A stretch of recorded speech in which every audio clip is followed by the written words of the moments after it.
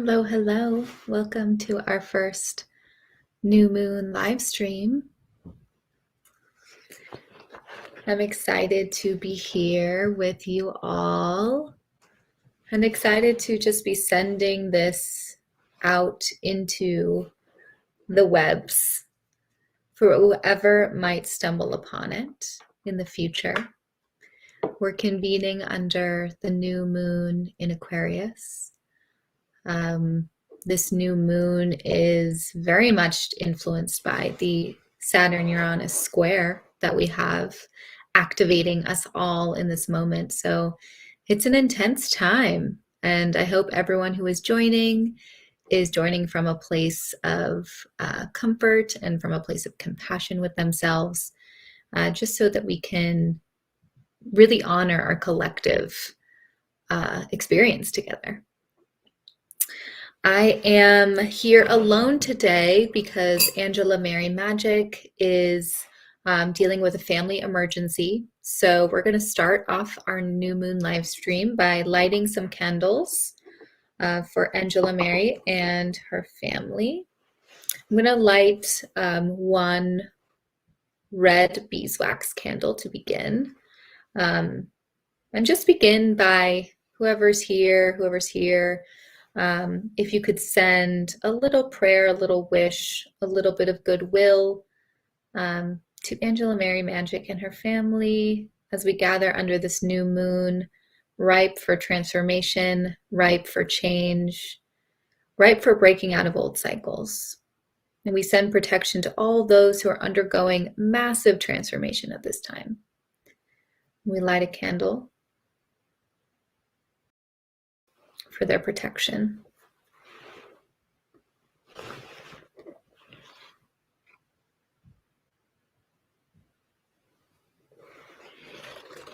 Okay, and I'm going to put this candle on our new moon altar that we're building together today.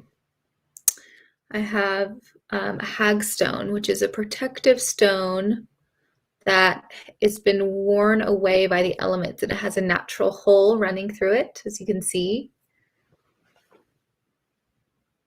And I have our protection candle on our protective stone, our hagstone, lighting the way for us, for our work together today. So I'm just going to set this here on our new moon altar. And I'm also going to light a candle, a purple beeswax candle for our intuitive alignment. For all of us here who are gathering in this digital space, this candle is for us to be clear and to be conscious of all that is transforming within and throughout.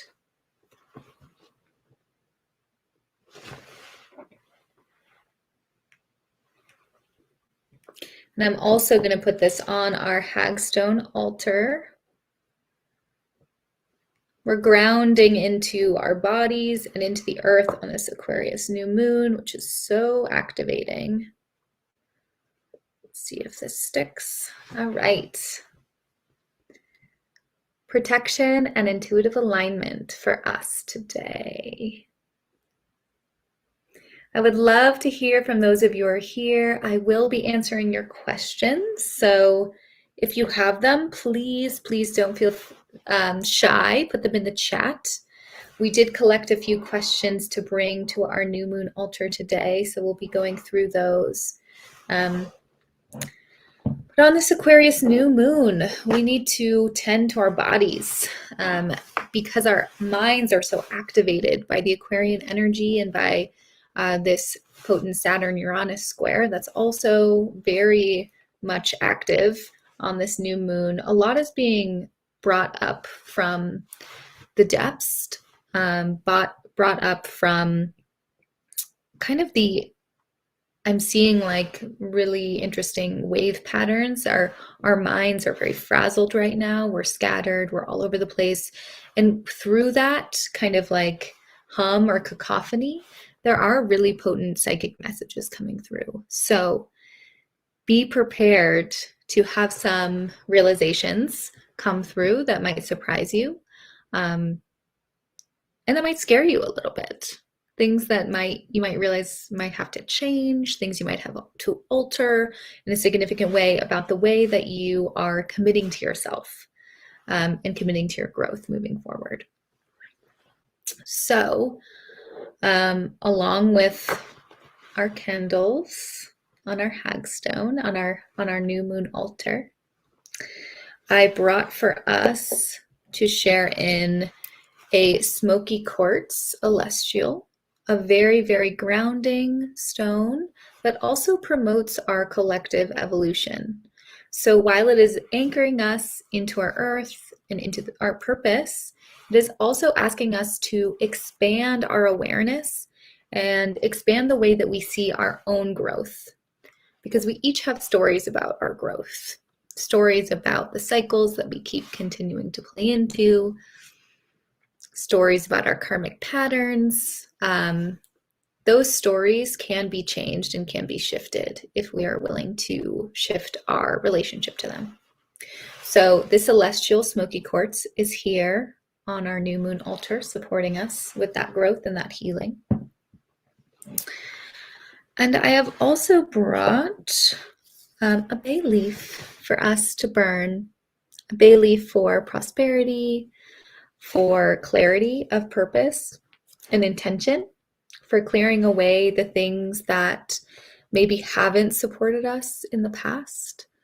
We burn this bay leaf as a collective spell to clear the passageways of our mind, to clear away any blockages we might have towards our own abundance, to clear away anything that's getting in.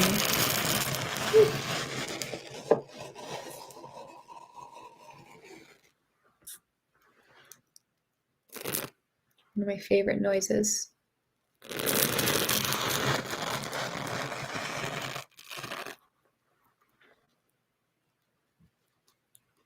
The smell of bay smoke is said to kind of clear our passageways and allow for greater psychic intentions to take root. So may it be so. I'm just going to check in here because I want to make sure. I'm just going to check in.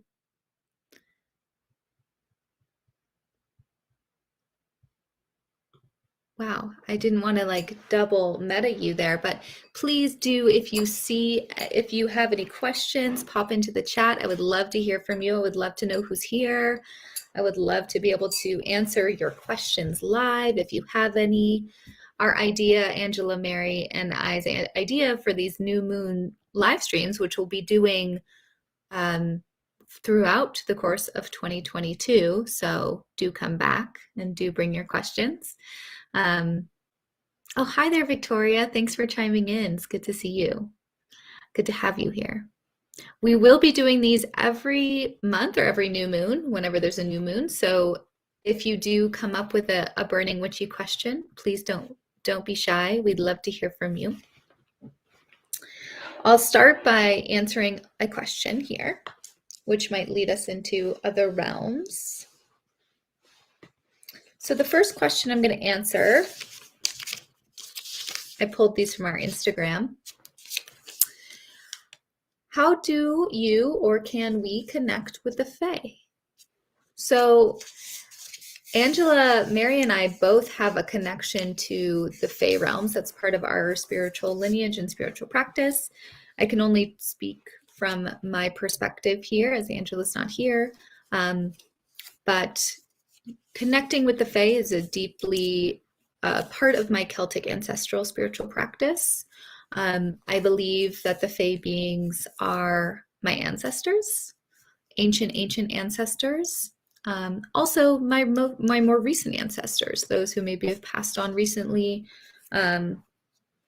who transition into the Fae realm or the realm of the Fae when they leave this earthly plane. So the Fae are not necessarily Tinkerbell cuties, although some people can see them that way. The Fae are really potent spiritual energies that exist in the other worlds, and they exist in many different forms. So if you're hoping to connect with the Fae, dear listener, beautiful question,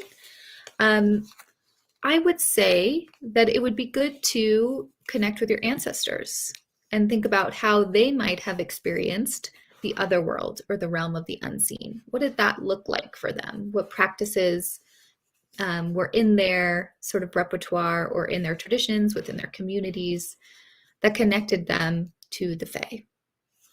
That's one place to start. My favorite way to connect with the Fae that I still do very often is connect with fairy tales.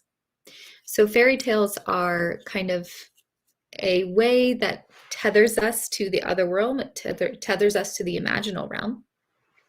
And when we connect with fairy tales, we're also inviting in those spirits or those energies to interact with us on the magical plane, in the dream time, in trance. And that's a good way to also just connect with your ancestors or traditions that you might not have a lot of information about, is by reading the folk tales, fairy tales of that tradition. So that's another good way to connect with the Fae. Hi, Savannah. Oh, thank you for being here in England. We really wanted to make sure that we could have our English and overseas witches gather with us at this time, 2 p.m. So hope you can come back. And thank you for lighting a candle for Angela.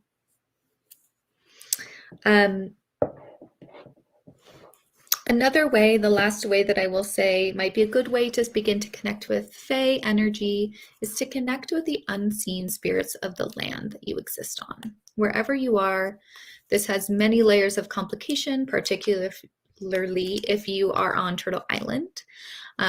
If you are on a place that has been colonized and was once under indigenous stewardship, there are many land spirits here. And there are many ways to connect with them. It's a matter of introducing yourself to those spirits.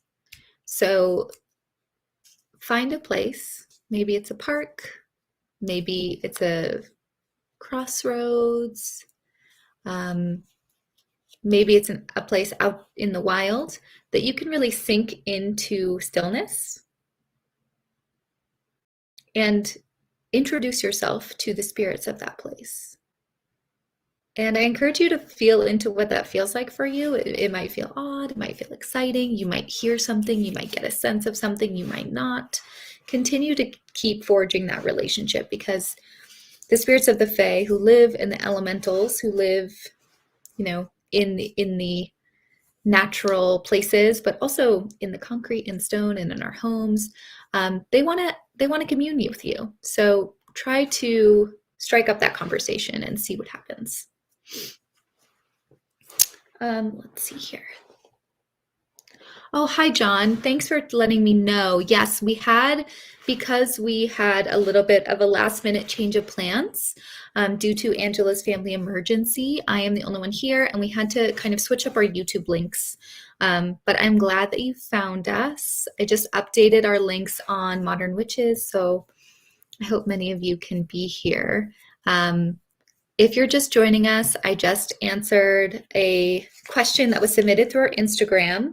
And the question was, how can we connect with the Fae? I am going to honor this question, thank you, listener, by burning it away.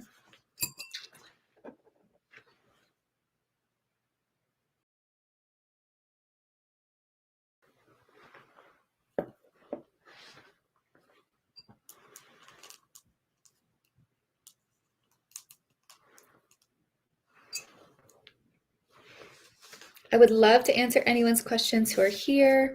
I do want to share too, for those of us who are interested in exploring maybe more of the Celtic ancestry, their connection with the Fae, there are some really great books that I would suggest.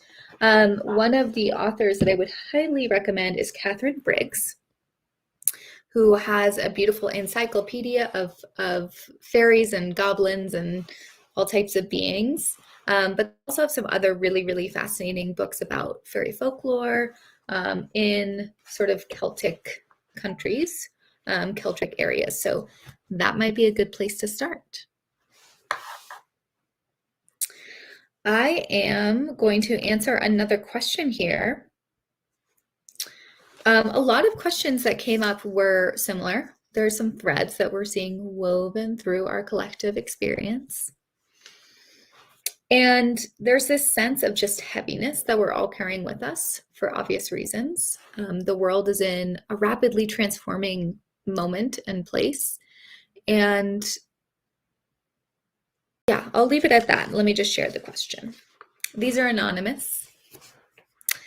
I've been struggling lately. What's a witch to do when I feel so sad and powerless? Really potent question. Thank you for submitting this.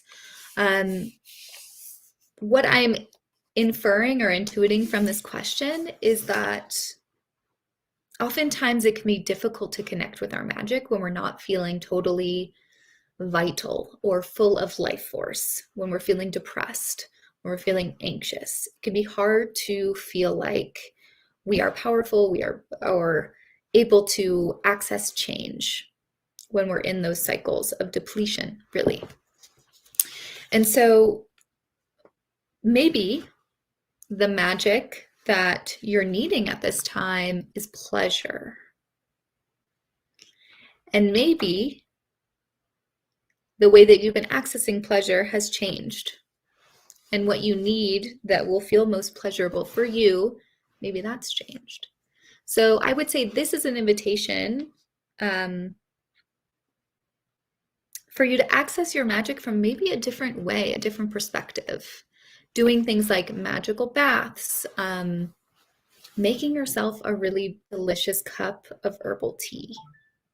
These kind of simple rituals that are really about nourishment can be the most potent things that we can do as witches when we're struggling. So I would say that powerless feeling is interesting. That's something to delve into, particularly at this new moon. I would take a look at maybe what are the ideas that you've inherited from society, from your family, from a relationship. What are things, those inherited ideas that are keeping you feeling powerless? Oftentimes we start to believe these myths that other people tell us are true. But at this point, it's actually time to rewrite your own myth. Step into your power in a way that feels really validating, and write a narrative for yourself that feels like it's going to shift the tides in a significant way. I don't know if anyone else out there is feeling powerless. We also have another question here. Why do I feel icky on a new moon or on new moons? That's an interesting question. I think there's a lot of ickiness to be felt right now. Angela told me as we were preparing for this live stream that they think of the new moon as a place to lay our burdens down, which I thought was so beautiful. It's an opportunity to really sit in the potential of what is to become. So if we're able to lay our burdens down, what does that really look like for us? Does it look like burning away the things that feel heavy? Does it look like really journaling out and digging into our feelings, or having a very cathartic conversation with a lover or a friend or a family member? This is a week for big conversations. So definitely be thinking about that. Be thinking about your truths that need to be explored. Maybe especially the truths that you haven't really had time to explore or haven't really given yourself permission to explore recently. It's okay to feel icky on a new moon, for sure. Witchcraft is really about exploring those shadow experiences. And if we can really get into what is icky about it, what does that feeling really look like? What is the texture of it? Then we might be able to navigate through them and discover pathways to healing those icky feelings. And they might just be signals of something that needs to change, or a dynamic that is in need of readjustment within you, an attitude that could shift. Think about the patterns of your new moon and think about maybe what pressure you've been putting on your new moons. Something I loved about what Angela said, laying your burdens down on the new moon. That for me really felt like permission to not be at my altar with my spell all prepared, putting things into action. It really felt like an opportunity to just be real about where we're at in this moment and be honest with ourselves about what we need as animal bodies and what we need as witch bodies. There's a lot to be said for being a magical person this day and age. We're sensitive, right? We pick up on things, we notice things, we're constantly seeing connections that maybe other people aren't seeing. So it is important to take care of yourself, especially now, and especially learning new ways to do so at this time. So thank you to these beautiful witches who have offered up their vulnerability, offered up their questions and inquiry for us.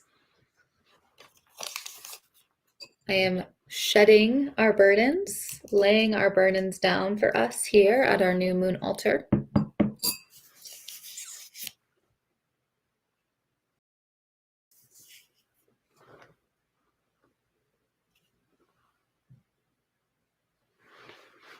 And now, as it's important to do when we energetically let go or shed, it is equally important to refill our cups. Refill the places that we've left vacant by what we've laid down or what we've released. So I have a special elixir here that I can find the link for in the chat, but this is a Queen of Elfame elixir by Onwin. This was made in Scotland. So connecting with the Fae, here we go. I'm filling myself up with this beautiful tincture. Wildcrafted linden leaves and flowers, nettles and hawthorn leaves, brandy, Scottish honey, with essences of bell, heather, rowan, and cherry blossom. And on the eve of Imbolc, Bridget's Day, we remember the blossom and the bud that is to return.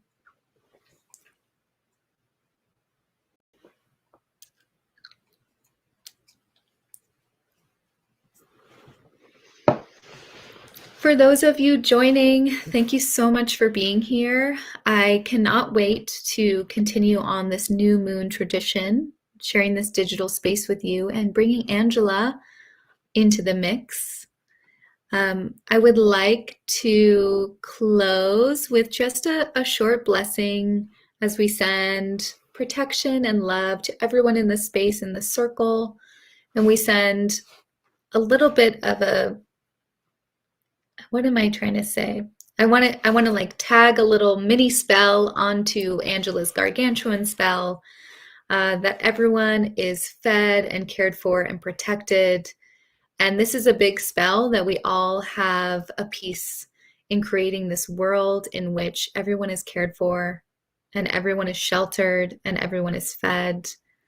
And it's up to us to do the work to protect each other.